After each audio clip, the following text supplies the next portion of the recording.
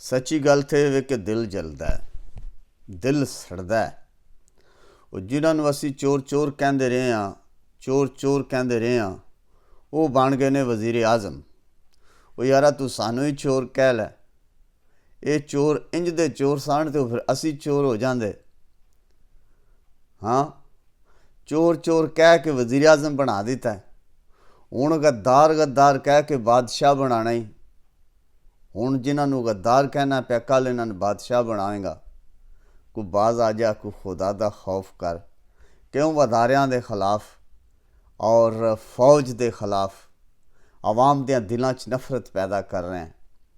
ये अजीब जिहा सिलसिला चल निकलिया कि लोग अपनी कारकरदगी ते वोट मंगण की बजाय अपने पोटैंशल ते अपने पोर्टफोलियो से वोट मंगण की बजाय दूजियां दे नफरत दे वोट लैके